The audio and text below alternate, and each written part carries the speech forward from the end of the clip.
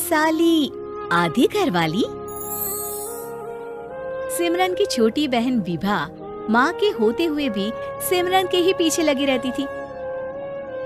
सिमरन, आ गई हो तो इसे खाना खिला दो। बोल रही है तुम जब तक नहीं खाओगी ये भी नहीं खाएगी। क्या है विभा, तुम खा लिया करो ना, मुझे ऑफिस से आने में देर हो जाती है। और कोई छोटी बच्ची तो हो नहीं तुम जो खाना भी नहीं खाती हो कि दीदी आएगी तो ही खाऊंगी।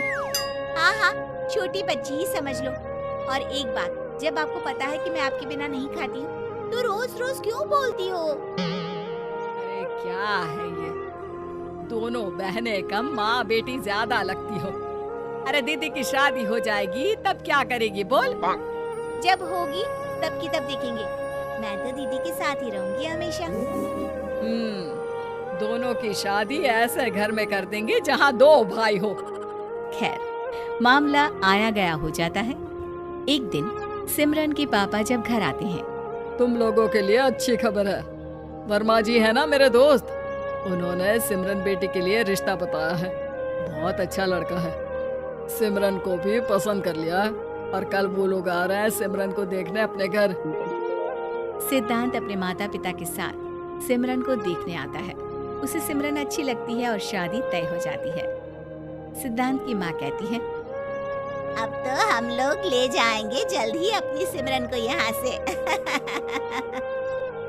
अरे हाँ, क्यों नहीं, आपकी ही है अब तो हमारी बेटी। दूर खड़ी विभा सब सुन रही होती है। अब तो दीदी की शादी हो जाएगी, फिर तो वो चली जाएंगी। दीदी के बिना मैं कैसे रहूंगी? कुछ न कुछ तो करना ही होगा जिससे दीदी की शादी ही ना हो। सभी के जाने के बाद क्या शादी के बाद दीदी हम लोगों के साथ नहीं रहेंगी?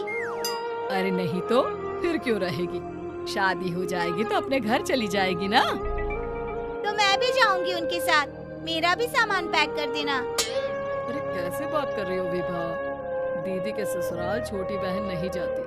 हाँ, कभी कभी जाकर मिलाना और रोज फोन पर भी बात कर लेना, ठीक है? नहीं पापा, आप तो जानते हैं मैं दीदी के बिना खाना भी नहीं खाती, ना ही मुझे उनके बिना नींद आती है। सिमरन बहन की बात सुनकर इमोशनल हो जाती है। अगले दिन से विभा खाना खाना छोड़ देती है। लोगों के लाख समझाने के बाद भी विभा ना खाती है ना ही सोती है। अंत में हार मानकर सिमरन सिद्धांत से मिलती है। सिद्धांत, मेरे मम्मी पापा ने बचपन से ही विभा और मुझे साथ रखा। वो मुझसे बहुत जुड़ी है। मुझे उसकी टेंशन रहेगी शादी के बाद, क्योंकि वो मेरे बिना नहीं रह सकती है। अरे ये तो छोटी सी बात है, वो हम लोगों के साथ हमारे घर में रह सकती है। जब उसकी अकल आ जाएगी या वो समझ जाएगी कि तुम्हारा घर वो नहीं बल्कि ये है, तो हम उसे घर छोड़ाएंगे, ठीक है? सिमरन खुश हो जाती है क्योंकि वो यही चाहती थी। वो माँ पिता से बात कर लेती है। अरे कैसी बात कर रही हो सिमरन, भला बेटी के ससुराल में हम छोटी बहन को कैसे भेज दे? जमाना क्या कहेगा? अरे तो पागल हो गया है, मना कर दे। इस शादी में इन लोगों का तो ये चलता ही रहेगा, कभी बहन यहाँ आ रही है कभी वो बहन के पास जा रही है। अरे शादी हो रही है, कोई मजाक थोड़ी ना हो रहा है ना बाबा ना। माँ कैसी बात कर रही हो, सिमरन से मैं जुड़ाव महसूस कर रहा हूँ और इतनी सी बात के लिए इतनी अच्छी लड़की को कैसे छोड़ सकता हूँ? सिद्धांत की भी जिद होती है कि वो सिर्फ सिमरन से ही शादी करेगा, और होता भी वैसा ही है। सिद्धांत और सिमरन की शादी हो जाती है और दहेज में आ जाती है विभा। शादी के बाद बुआ सास कहती है, अरे माँ ना, साली आधी घर वाली होती है, लेकिन ये क्या, तुम तो उसे घर ही ले आए। तभी चाची कहती है, सिद्धांत को तो हम लोगों ने सीधा समझा था, लेकिन सबसे तेज तो यही निकला। अरे देखो कैसे दहेज तो नहीं लिया, लेकिन साली पर कब्जा कर लिया। सिद्धांत ने इस और तो सोचा ही नहीं था, लोग उन लोगों के बारे में ऐसी भी बात करेंगे। वो वहाँ से चला जाता है और चुपचाप अपने कमरे में लेट जाता है। क्या हुआ सिद्धांत, तुम अचानक से परेशान हो गए, कोई बात है क्या? अरे नहीं, वो थक गया था ना, शादी की सारी तैयारी और रस्मों के बीच, सोच रहा हूँ थोड़ा आराम कर लूँ। हाँ ठीक है, आप लेट जाइए, मैं विभा का बेड लगा देती हूँ जमीन पर। क्या? वो यहाँ सोएगी? हाँ, बताया तो था कि उसे नींद नहीं आती मेरे बिना। तो तुम आराम से लेटो ऊपर, हम लोग नीचे बिछा लेते हैं। अरे नहीं नहीं, तुम दोनों आराम से लेटो ऊपर, मैं माँ पापा के रूम में जा रहा हूँ। सिद्धांत वहाँ से दूसरे कमरे में चला जाता है, जहाँ सिद्धांत के पिता उसे कहते हैं, क्या बात है बेटा, तू उस कमरे में क्यों नहीं सो रहा? बहू से लड़ाई हो गई है क्या शादी के पहले दिन ही? अब नहीं पापा, वो दोनों बहनों को बात करनी थी और मुझे नींद आ रही है, तो मैं यहाँ सोने चला आया। अगले दिन सिद्धांत तैयार होकर ऑफिस जाता है। ऑफिस में लंच के वक्त दोस्त कहता है, क्या बात है सिद्धांत, इतना सारा खाना एक ही दिन में? हाँ यार, वो सिमरन को खाना बनाने का शौक है तो उसी ने बनाया है। यार हम लोगों की तो सिर्फ एक ही बीवी है, इसकी तो दो है ना। सिद्धांत को गुस्सा आ जाता है। कैसी बात कर रहा है तू? अरे तू तो भाग्यशाली है जो बीवी के साथ साथ साली भी आ गई। अरे साली लोगों की तो आधी घरवाली होती है, तुझे तो पूरी की पूरी मिल गई।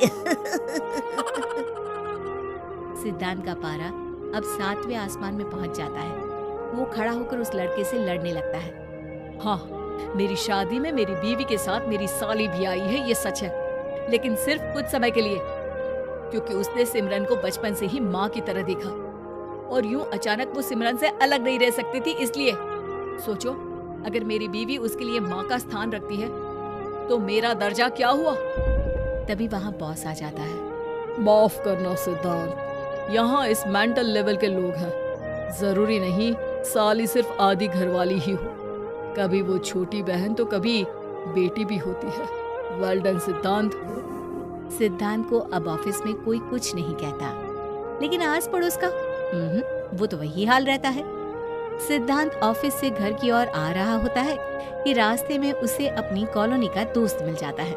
क्या बात है, चेहरे की चमक बता रही है, शादी से बड़ा खुश है तू, क्यों? हाँ यार, अच्छी लड़की और अच्छा परिवार मिलना कहाँ होता है जल्दी आजकल। यार हमें भी दिला देना ऐसा परिवार जहाँ एक के साथ एक फ्री की स्कीम चल रही हो। सिद्धांत को फिर गुस्सा आ जाता है। वो दोस्त को मारने के लिए हाथ उठाता ही है कि वहाँ विभा आ जाती है। अरे जीजू, रहने दीजिए ना, ये लोग नहीं समझेंगे कि इंसानियत क्या होती है। ये सच है कि दीदी से कैसे दूर रहना, ये मुझे पता नहीं था।